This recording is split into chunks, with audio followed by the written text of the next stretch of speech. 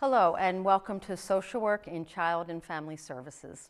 I'm Janine Mariscotti and I'm a professor in the Social Work Department at LaSalle University, and my guest today is Adrian Policemi, who is a licensed clinical social worker who works extensively on behalf of and with children and families, and I'd like to welcome Adrian to our show today. Thank you, Janine. Adrian, tell us a little bit more about yourself, please. So first and foremost, I'm a graduate from the LaSalle Social Work Department. I received my master's degree from Syracuse University and went on to work with children and families who are dealing with a history of trauma, both in the South Florida area and now here in Philadelphia. Right now I'm working as a school-based mental health therapist for Resources for Human Development, and children who come to me are identified through various resources at the school, and most of the caseload that I now carry are children who have had and suffered from some type of trauma in their history. So, thank you. So you mentioned that a little bit about the trauma-based, trauma-informed work that you do with children. Can you talk a little bit about the types of trauma that you see that children experience? Sure. So what we know is that children in this community, among others, are suffering from trauma every day, unfortunately. And what we're seeing day to day is that children are experiencing anything from physical abuse, sexual abuse, neglect, parent incarceration, loss of a parent through death, and these issues are becoming complex because many children have a lot of these issues happening simultaneously. What we know is that there was a survey done of adverse childhood experiences. About 50% of the people who completed that survey had suffered from some type of history of trauma. And so the arena of working with children in this that have these traumatic experiences is becoming more and more prevalent. Right. A lot of the experiences are not ones that are easily recognizable. And when I say that, what I mean is that there's a lot of support for children who have a loss of a parent because it's through death. Through Is that death, what you mean? right, exactly. There are a lot of supports that naturally happen for children and families. However, other traumatic events that carry more shame, more judgment, physical abuse, sexual abuse, loss of a parent through suicide or murder, incarceration of a parent, those children are not readily recognized. Right. Kids don't walk up to people and say, hey, this really bad thing happened to me, because they carry a lot of blame, a lot of guilt, and without any intervention, really have a lot of behavioral indicators that often go unrecognized. Right. So it's really a lot of what children experience is taboo. Yes. And so they're not able to talk about it, and certainly their families are not probably talking about it either. Exactly. I wonder if you could spend a few minutes talking with us about some of the signs of abuse. I think that might be helpful. I think we hear about child abuse, and some of us, or child neglect, and sometimes we think we see it or we've heard about it, but we're not exactly sure, nor are we always sure what to do about it. So I wondered if you would talk for a few minutes about some of the signs of the different kinds of abuse or neglect that children might experience. Sure. So in Pennsylvania, there is a code that specifically defines child abuse and neglect. Under child abuse, we consider physical or sexual abuse within that definition. In that code, it's written in a lot of legalese language, so it can be very difficult to discern. But we do know that neglect oftentimes is recognized through lack of supervision. A child may be out late at night on the street, at a corner store somewhere, without a caregiver. They often will make up stories about where their parent is. They may appear unkept. There may be an odor to them, messy hair. They may not be getting homework done. I mean, there's a lot of indicators with neglect. The one, in my experience, that was so sort of telling was the stealing and hoarding of food. Because oftentimes with neglect, a parent is not able to provide food for a variety of reasons, whether the parent is drug addicted, out of the home for long periods of time, and just generally not caring for the child. Right. Another indicator that's surprising to a lot of people is a child who shows pseudo maturity, what we call in the field pseudo maturity, where they are feeling very responsible for their siblings, more so like a parent would. Right. We know in typical families, oldest siblings oftentimes will care for their younger siblings. But this is in an extreme where they're really posing as the parent because the parent is absent. Right. Something that we might refer to in the field as a parentified child. Sure, sure. Emotional support they might offer, as well as making sure the child gets up, gets dressed, goes to school, the siblings. So with physical abuse, we often see a child with marks that are unexplained. The child might change their story about how the injury happened. I had a child who had injuries, and she told me she fell off her bike. These were not injuries that would be what we would see in a falling off of a bike, you know. So those often tell us, you know, those stories often tell us something is happening. Children who have been physically abused are often aggressive. They can become self-injurious, where they cut themselves, they might burn themselves. So those are some pretty extreme indicators that I think people are familiar with or would pay attention to because they are in the extreme. The ones that I think are a little less extreme are defiant behaviors. And oftentimes in schools, what happens is you have that child who is a high flyer, they're defiant, they're difficult, they're raging against the authority, and they get in trouble a lot. And oftentimes as professionals in the field, we might see just the behavior and not recognize that that may be something happening behind the scenes. That it could be a sign of abuse or neglect. Absolutely. Yeah. Or both. Right, or Certainly. both, right. Yeah. And how about sexual abuse? Sexual abuse is the one that people least like to talk about. Yeah, it's most uncomfortable, I think, for people. But there are a few things that I think people should know. One of the big signs is a lack of appropriate physical boundaries. Oftentimes we'll see children first meet adults and they're overly affectionate. They hug somebody they just met, which is not a typical response. And on the reverse side of that same coin, they oftentimes are timid, or they might be less affectionate than would be typical for a child in that setting. Kids are sometimes provocative.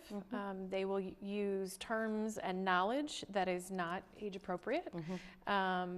And also they oftentimes have idiosyncrasies where they just look more mature than they should when they approach or interact with other people. They're probably less likely to respond to getting medical care. They might be less likely to follow up on that in terms of going to the nurse if something's bothering them. You know, maybe provocative dress that would not be appropriate. Again, any one of these indicators in and of themselves may not be, it may not equal sexual abuse, but these are the things that we start to look at and wonder and start to investigate and potentially look further into. So. Could you say a little bit about what someone would or could do, particularly first off what a lay person might do? So if someone is, you know, walking down the street and they see that a child is being hurt by a caregiver in a way that appears to be abusive or they think is abusive, what could somebody like that do? In Pennsylvania State, we have a toll-free number, and that would be the first step that I would offer for people to call. That number is through Childline, and you can find that on the internet. The number is 800-932-0313, and they will take the call anonymously, which is something that is uncommonly known. I don't think a lot of people know that they can call in, and they do not have to disclose who they are, where they're calling from. However, in terms of further investigation, sometimes it's good to have the original reporter their information so DHS can get back in touch with that person. So that would be the initial So and most important somebody thing. doesn't even have to know who the child is. You might see it and you could still call it in. Or I think the reporters the people who take the report are going to want more detail. Right. So absolutely, the more information you have, the better. And right. address. So it might be that if I notice that my neighbor's child is out late at night, or it seems like they're unsupervised or unkempt or something like that, that then I could make, if I were as a layperson, Right. one could make a call anonymously to Childline and make the report, and they'll follow up from there. Yes. Could you give the number again for Sure. Childline? So Childline is 800-932-0313. Okay. And I know, we both know as social workers that it's a little bit different for those of us who are professionals, social workers, teachers, physicians, nurses, so on, in terms of what our responsibilities are if we see a child who we suspect might be abused or at risk of neglect. And I wondered if you would talk a little bit about that and how that is different from what a layperson might do. Sure. Anyone that's in a helping profession is considered a mandated reporter. Okay. So we have no choice but to make that call should there be suspicion with any of the children that we work with. Okay. Oftentimes it's a difficult position to be in because you have a relationship with the family, and families are often, they have a reaction. They get Sure. very scared and sometimes very angry with the professional, but we have a responsibility to the children that we work with to ensure their safety and security. So there is a difference between what you said as a lay person versus a person in a helping profession working with children. Okay. We have about 1 minute before our break, so I just want to ask this question about that often comes up around social workers who work with children and families. And since we're particularly talking about child welfare services around children who are abused or neglected, that issue of is the role of the social worker is the only thing that the social worker does is take the children out of their homes. So if I call Childline and I make a report, is that child going to be removed immediately from the home? So the easy answer is no. Okay. With context, right? Yes. So depending on the set of circumstances, the primary role is not to remove the children. Okay. The primary role would be to keep the children in the home with the Okay. family if it is indicated that they would remain safe and if there's a possibility that services could be placed into the home. Great, okay. Yeah. So we're going to come back in a few minutes and we'll continue our conversation with you, Adrienne, Great. about social work in children and family services.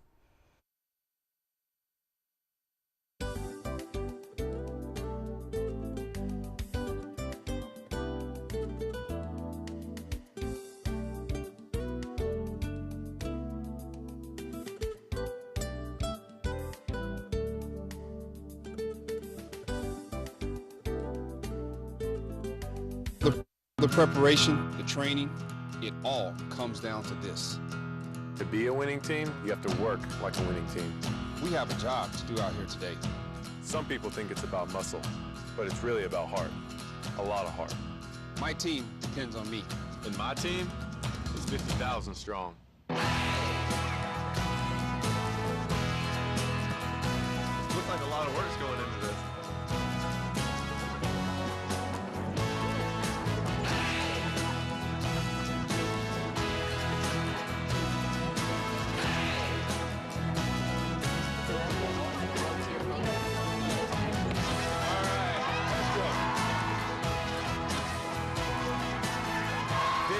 Is what it feels like to be part of a team.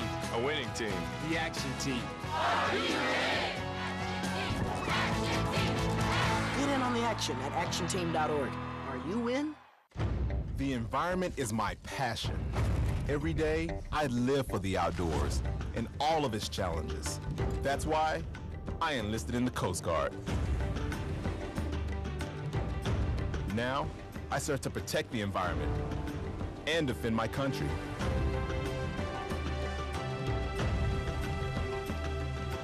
It's like I was born for this.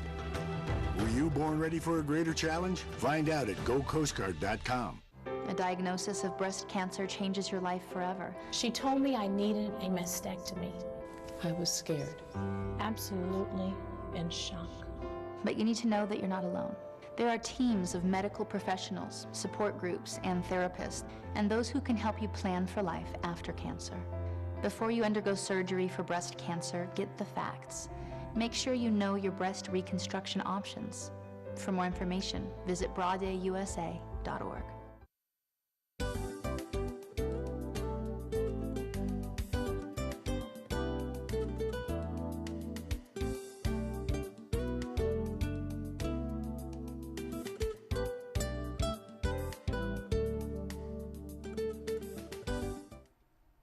Hi, and welcome back to Social Work in Child and Family Services.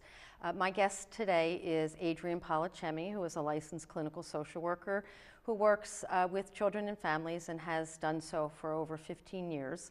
And she's been talking with us about some of the kinds of situations, problems, challenges that children and families experience and some of the possible resolutions.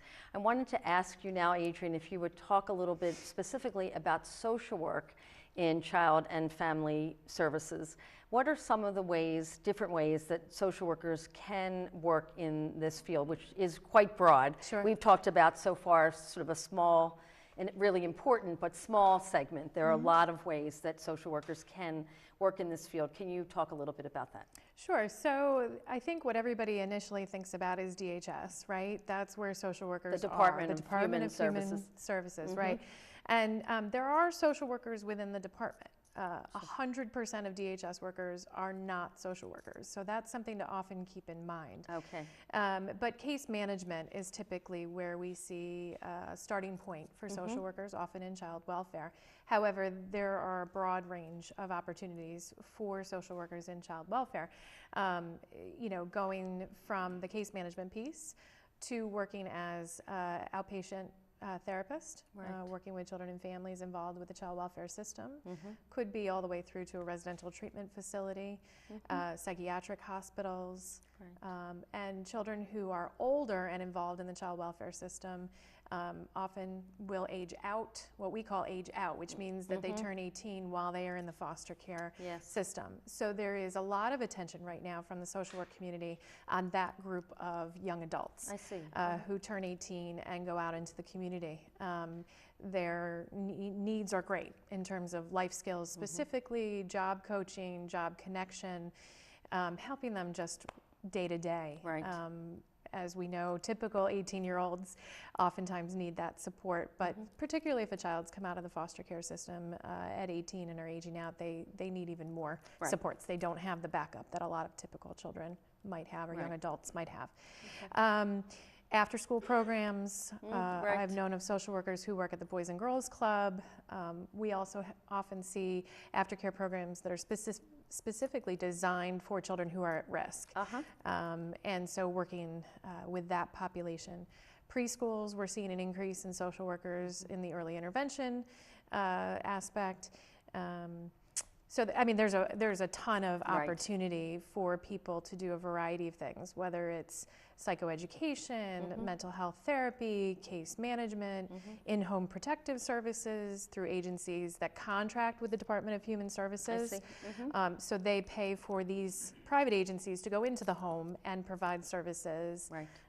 Drug addiction, so in addictions and recovery, we see social workers working primarily with the adolescent population and young adults. So basically, any place where there might be a child, adolescent, or very early young adult is where you might find social workers working with this population, which is everywhere, right? Even in medical social work, or in a hospital setting, something like that, there'd be opportunities to work with children and families as well. So the belief that social workers only remove is really, I believe, a misnomer, and one that I get asked all the time. Oh, you know, you're a social worker in child welfare, you must remove kids. And it's really important that people understand that that is the least of what we do. We do so much more than that. I know that there was a time also that currently you're doing clinical social work, but that you also did some administrative work. What kind of opportunities are there for social workers to do administration, planning, policy work around children and families? Absolutely. So I was program director for about 8 years of a residential foster care program. And in that role, I had done a variety of these other things, as we mentioned before. But in that role, I was really able to do a lot more visionary planning and looking at what the larger picture was and being involved cross-systemically with people in the child welfare community to look at better ways to do things and to move and advocate for the things that were not working within the system. Okay. And that was really powerful for me. I mean, that was really kind of the moving and the shaking of the system. Which so there's a lot of opportunity at the administrative level too. And most agencies really appreciate a social worker who has done a lot of the roles and the frontline work, because you really have a better sense of that. You have a sense of the whole system. Right, exactly. When you move into that role. More of a holistic approach. Right. Yeah. Right. And right now, doing the clinical social work therapy with kids in a school setting, could you talk a little bit more about that? Maybe just a few of the challenges and highlights of that kind of work. Sure. So after having worked with children and families in the foster care system, I think this role really helps me work with children and families who are intact, and really doing more preventative work. I carry a very small caseload in a school of 500. I'm only working with a select 20. Wow. So I have a lot more time to do intensive work with the families. Yes. A lot of work with moms. A lot of the children that I have are being parented by single moms. Hoping to have more fathers involved and looking at some of the dilemmas with children who don't have a father that is actively involved in their life. But I think those are the benefits. That's the part that I really like, is working with the whole family. And also working with the child in the school setting has really been interesting and powerful. To be able to provide that right during the day when a child might be experiencing some kind of post-traumatic stress in the classroom, to be able to provide them with an immediate response rather than waiting until an outpatient appointment a week from now in an office separate from the school. So those things really, I think, are well thought out and work well. Some of the challenges, unfortunately, are getting families in because of the school day is oftentimes when parents are working. Yes. So trying to work through that. And making sure that the children are getting their academic needs met and not having them out of the classroom very long, though it's kind of like which came first. If they're not doing well in the classroom, they probably need an immediate response, crisis response or coaching. A lot of kids come in my office and just crash on the beanbag and listen to music for 5 or 10 minutes, able to become really mindful and return to class, and they do much better. Versus a child who's acting out in the classroom, being defiant with the teacher, potentially kicking the chair, and then they go into an in-school suspension, and then they're losing much more academic time. So 10 minutes with me, I really do very little other than provide the safe holding environment for them to recover and sort of regroup oftentimes, as well as sessions on a weekly basis. We do trauma-focused cognitive behavioral therapy. I do play therapy with the kids. We've done a lot of work with mindfulness, and we're hoping to do more of that because that's where the educational system is going. Yes. They want much more work for children to become much more aware and mindful in the classroom. I'm enjoying listening to you talk about this. Full disclosure, partly because you're a graduate of the social work program at LaSalle. So as you're talking, I'm thinking, this is wonderful. This is one of our own. Could you talk for a couple minutes? We only have a few more minutes, but I wonder if you could say a few words about why LaSalle social work program, what you thought some of the benefits. I don't want to hear about any of the bad stuff. Just there was nothing bad. No, just I have to say that when I came into the social work department, I was sort of wandering. I had tried a lot of different majors and wasn't really sure where I wanted to be. A couple things that really stood out for me was the nature of the faculty, the care and concern in my success. So when I was looking for somewhere to land, I sort of landed in the department and had a lot of care for direction for me, which helped me get invested into the program. I think that the coursework, I still to this day will reference back to things that you, among other faculty, said to us at that time that just stuck with me. Yeah. You know, purpose and intent, doing everything, knowing why you're doing it. Is this about you? Is this about the client? And as a supervisor even, I've told a lot of people sort of the story of the systemic viewpoint, being a generalist and really being able to see the system's perspective. And I think that those things, that foundation was right here. Nothing that happened after LaSalle would have happened had I not gotten my degree right here at LaSalle, for sure. Nice. I'm grateful for you saying that, and glad that the experience that you had here in our undergraduate program really helped to, as you said, form who you are now as a social worker. Thank you very much. Thank you. I want to thank Adrienne Policemi for being with us today. The social work department at LaSalle University is growing. We offer coursework during the day, the evening, and in a new accelerated program format. We welcome you to join us. To request more information, you can contact us. We are social work. We're social work in child and family services, and we are making a difference. Thank you.